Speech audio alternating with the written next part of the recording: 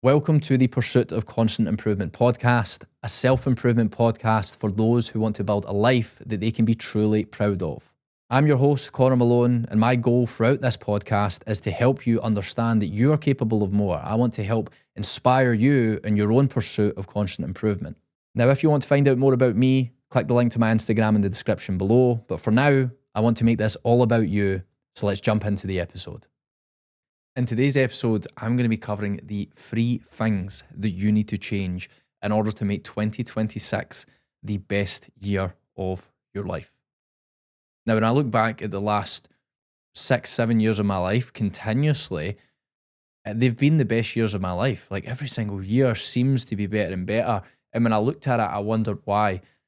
And what I looked at was people close to me who are maybe in a different path. And I mean family members, I mean friends, who view it in a totally different way.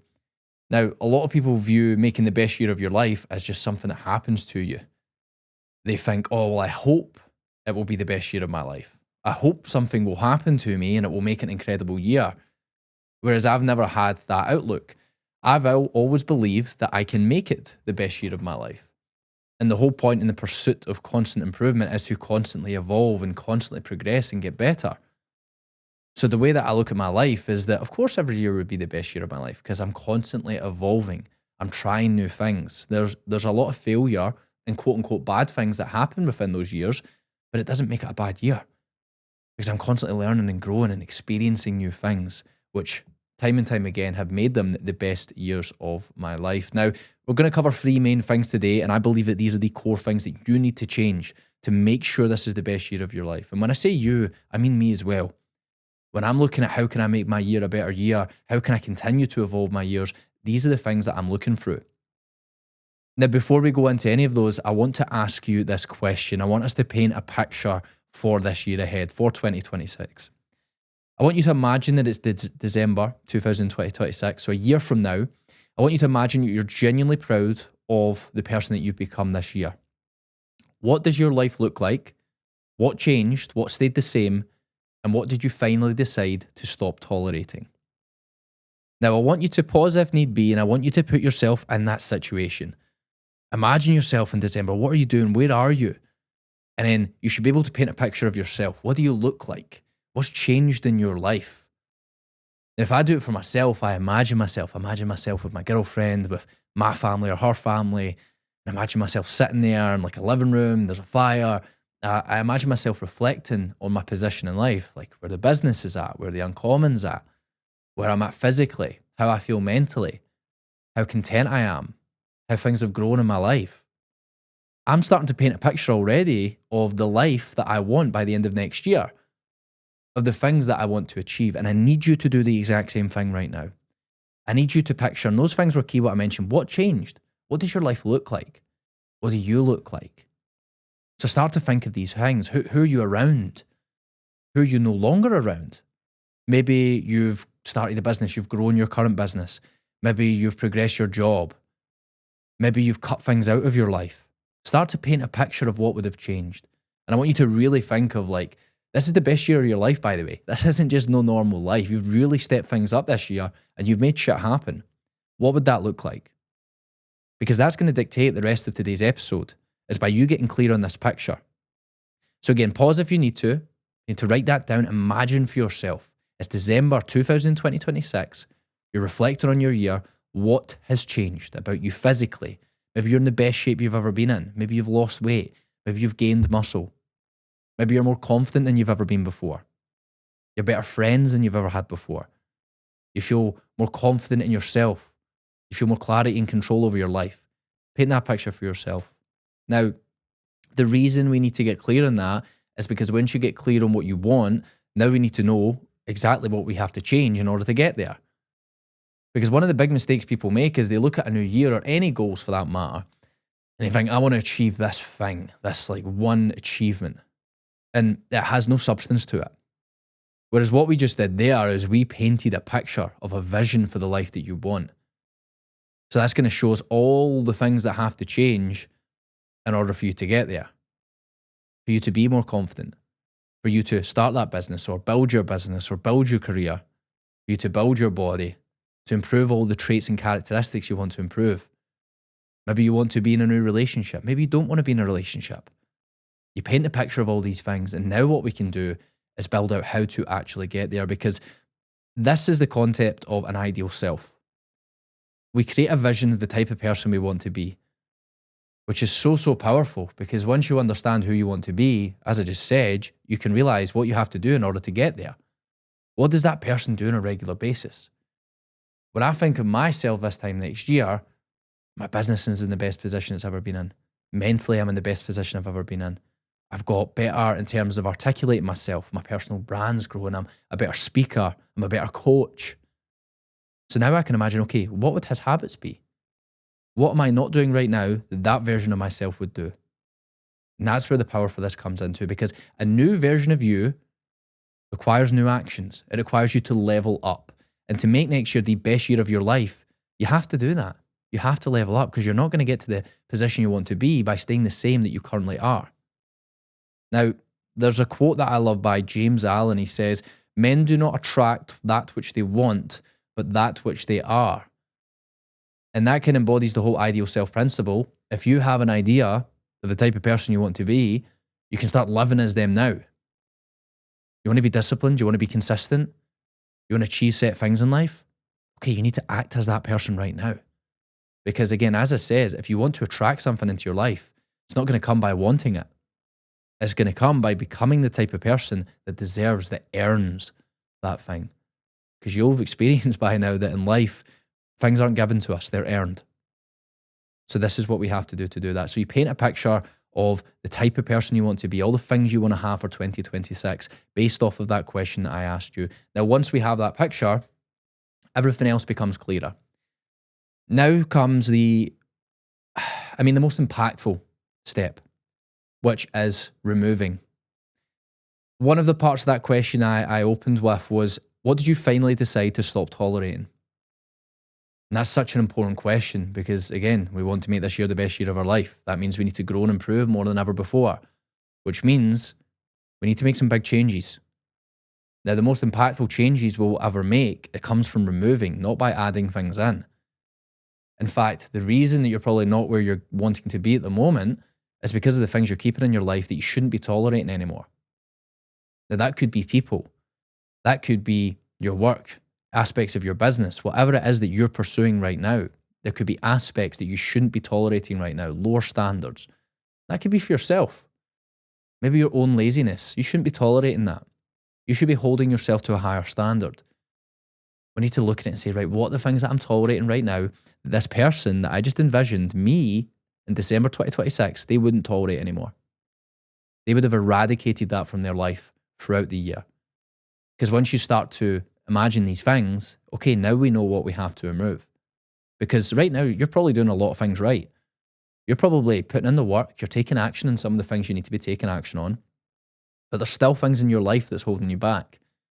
Because that's what I had a few years ago. And again, when I talk about making every year the best year of my life, it was probably the past 3 years that really started to push things forward in terms of me really evolving into the vision that I once had. And the reason that that happened so much was not because I added in anything radically different. It was because I removed a lot more things. I removed the things that were holding me back. Those were my self-limiters. Now, for me personally, that was like alcohol frequency. So I stopped drinking every single weekend. I stopped drinking just for the sake of it, because I'd done exactly what we're doing right now. I imagined my future self, my ideal self, and I thought, right, the version of me that I want to become, this guy that's in control of his business, he's building a successful business, he's a great speaker, he's a great coach, he can really provide a lot of value to people. Is he the type of guy that goes out drinking every weekend? That goes out just for the sake of it? No, of course not. Now, he might still drink alcohol, but he has clear standards around them. Like, when do I drink? When do I not drink? So those are the things I started to create. And then once I started to create that in my life, guess what? I stopped being as hungover. I became more productive and more focused because I wasn't drinking alcohol so frequently. So that's one of the changes. Now, one of the other changes for me was screen time. Still something I have a constant battle over, is being distracted by my phone. And I think you'll relate to this. We're constantly distracted by this thing. Now, if you don't put in measures to stop that from happening, it's going to continue to happen. Imagine you to equate all the time you'd spent on your phone this year. It would be terrifying. Now, do you want the exact same thing to happen next year? Does that version of you next December, do they sit on their phone as much as you do now? Probably not. And when they are on their phone, are they doom scrolling? Are they doing the things that distract themselves, which you don't want to currently be doing? No, they've changed that. So you need to think of that, right? Okay, maybe this is one of the things. Now, how do you remove that? You get a screen blocker, an app blocker. This is one of the things I implemented only about 4 months ago now. It was one of my friends was building an app, and it's a fantastic app. It's called One Thing, and it basically restricts your time on certain apps. I downloaded that, I started using it. I've used it every day since. Sometimes there's 3 days I won't open Instagram because it's locked. So it's like, these are the things that for me, my ideal self, the future version of myself, he doesn't do those things.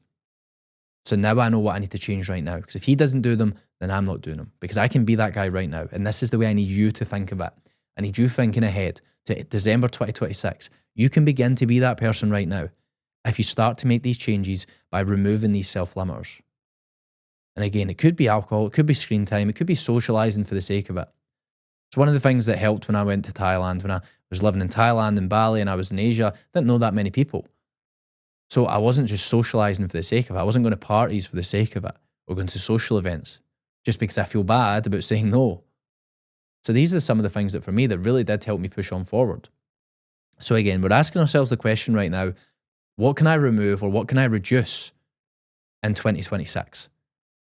Because we painted the picture of where we want to be. Now, what do we have to remove in order to get there? We painted the picture of the ideal traits, the characteristics that you want to develop this year. So now look at yourself. What would that person not do? That's just as important a question. Now, one of the things I ask myself is like, what is the thing that's holding me back from living as my ideal self? That starts to unravel those self-limiters for me. Because see, the ideal self frame, I found it so, so powerful. Because when I do things throughout the day or the week or the month, I'm constantly asking myself that question. What would my ideal self do? How would he respond to this? Let's say, for example, somebody's gossiping about you. You hear somebody says something about you and it's not true and it's rubbish and you're quite annoyed about it. Think, how would my ideal self respond to that?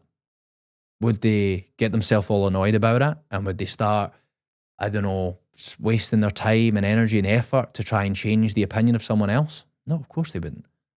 They've got more important things to focus on. They're somebody that's so focused on their own mission and their own pursuit that they're not going to waste time on little things like that. So this is the type of frame I had to look at, because I looked at things that maybe not necessarily from that angle, but things that would often distract me. A comment, for example. I mean, when I'm posting content, 1 in 100 comments are going to be negative at least. So whenever I get a negative comment, now straight away I want to reply to it. In fact, if you go in any of my videos, there's not many negative comments, but let's say, for example, it's an ad or a boosted post, they're going to get some every now and again. I very rarely will ever respond to them. Or if I do, it'll be something positive, because what does that give me? Like my ideal self, the guy that's absolutely on it, he's disciplined, he's consistent, he's totally secure within himself, his own internal state. Does he have time to go and respond to negative comments? No, he doesn't care. They don't affect him.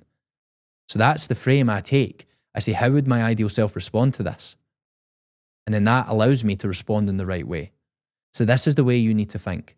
In 2026, you need to be constantly asking yourself, how can I respond as my ideal self? Because that's forcing you. See, when I tell you you need to level up for this next year, that's one of the ways you can do it. By asking yourself, not right now, you ask yourself in the third person, which by the way is extremely powerful from a subconscious standpoint. You ask yourself, how would this person respond to it? Because right now, if you have a negative image of yourself in the sense of, oh, you don't believe you're capable, or you don't believe you're confident enough for these things, okay, then think of that future version of you. How would they respond? And then you can gain power and inspiration from that and start to act as that. So again, ask yourself of that. Now, if you don't have a clear picture on your own ideal self, think of those who inspire you. Think, how would they respond to this? I love that frame, especially within business. I've got a lot of people that I really look up to, and just the way they act inspires me. So I'll think, how would so-and-so respond to this? Because they're the man. They're confident. They're totally secure within themselves and their business. They wouldn't waste time on that. So that allows me to act the same way. So I'm seeking inspiration from that. So really, really try your best this year to dial in that ideal self, reframe. Once you do that, undoubtedly you're going to make this year the best of your life because you're totally reframing perspectives and you're acting as the person that you want to become. Now, 3 of the big factors, by the way, if you want to make this the best year of your life, most people do that from changing one of the 3 most important factors that impact our lives. Now, those are your relationship, the person you choose to be with, what you choose to do for a living, and where you choose to live. Now, I'm not saying you need to change any of those things, but I would advise you to look at them. Because if there's any form of dissatisfaction, maybe unhappiness or unfulfillment in your life, there is a good chance that some of it could be stemming from one of these key areas of your life. So again, the person that you're in a relationship that you choose to do life with, what you choose to do for a living, what you're currently doing right now, whether that be in business or your career, and then where you choose to live. If a lot of your dissatisfaction could be stemming from one of these areas. So just ask yourself that question, because there is few things that will impact us more than these 3 things here. So you need to look at that. Okay, how do I feel about these 3 areas? Is that something I can change? Now, I say this from experience. I took it a bit to extremes. I changed all 3 in 1 year because that aligned with the vision that I set for my future. And it made it the best year of my life. Now, you may not need to do that, but I highly recommend you look at those areas. What does that align with your ideal self? Where you're living right now, who you're with, and what you're currently doing? Does that align with the type of life you want to live, the type of human that you want to be? If the answer is no, changes have to be made there. And in terms of making this year the best year of your life, that's where those changes are going to come from. So again, who you choose to be with, where you choose to live, what you choose to do for a living. Those are the 3 biggest decisions you'll ever make in your life. So they could be things that you have to change going into this year. Now, one of the next things, we've spoke about your ideal self and painted a picture of what you actually want from 2026. So the vision, not just a goal, but the vision of the type of person you want to be in December next year. We spoke about the things that you have to remove, the things you need to look at. And then, of course, we just touched on those 3 big decisions. The next thing I want to go over is with regards to your mindset. Now, I could be here all day talking about mindset. In fact, mindset can be distinguished and broke down into many different things. But at its core, we have things like our core beliefs. We have perspectives in terms of the way that you see the world. We have your identity in terms of who you actually see yourself as and how you act is based off your identity. We have our self-image. All of these things are incredibly important. Now, I'm not going to go into all of them today. It would take us a long time. But one of the key things is reshaping beliefs going into this year. Because if you want to make this the best year of your life, and you truly want to evolve as a person, you're going to have to reshape some beliefs. Because again, me looking back to every single year, what have I done? I've grown my beliefs. And I'm still going to continue to do that. This year, there's some limiting beliefs I have. Those need shattered. Those need changed. Now, in terms of changing your belief, you need to find out what the old beliefs are.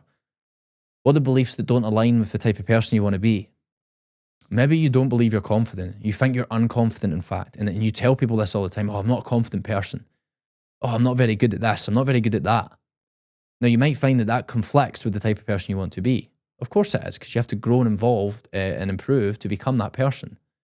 So these beliefs you have, if you continue to hold on to them and you don't change them, all the work you try to do isn't going to work because you're going to keep coming back to this belief. So what we need to do is realize that. What are the beliefs you have that are holding you back? Maybe you believe you're not confident enough. Okay, you need to challenge that belief. So you definitely have some evidence in the past of the fact that you're not confident. Maybe you went on stage in school and you had to do a presentation and you didn't want to do it and it went terribly. And now you have this notion in your head, I'm not a confident person. I can't speak in front of people. I can't do these things. I'm just not confident. Now, that's because you based it off previous evidence, which is right enough. But what we have to do is look for evidence, which there is going to be, by the way, in your life where you are confident. Think of what you do right now for a living, or what the things that you love. I guarantee you're pretty good at them. If you've done them for long enough, you'll be pretty confident in your ability to do them. Now, my ability as a coach, very confident in. Done it for 6, coming on 7 years now. So there's a lot of aspects of that, but I'm very confident. Now, there is also areas of my life where I'm probably not so confident. And if all I think about is those, I'm going to shape the belief that I'm not a confident person. Whereas what I need you to do is look at the areas of your life that you're confident, where you've shown confidence. And we need to stack the proof of that, because then you're going to reshape this belief. It's not the fact you aren't confident. In fact, we've actually proven the fact that you're very confident in certain areas of your life. Then you're going to start to realize, oh wait, maybe I'm not an unconfident individual. It's just in certain things I'm not confident. Then we start to reshape that belief because we replace the belief.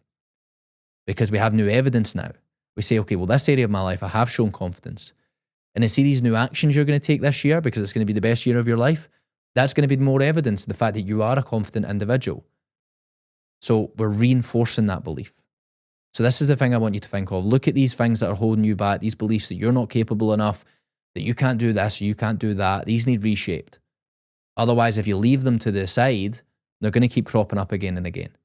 So we're constantly stacking proof that we are this type of person that we want to be. You already have proof of that. You're just not looking for it. That's one of the things I need you to do now, is starting to reshape those beliefs.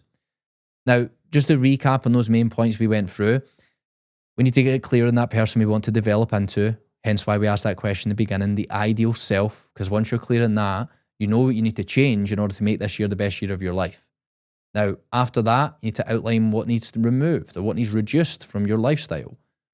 What would your ideal self not do, which you're currently doing? What would they not tolerate, which you're currently tolerating? Now we're starting to outline actions and things that you need to change to make this year a better year, to make it the best year of your life. And then, of course, we upgrade our mindset.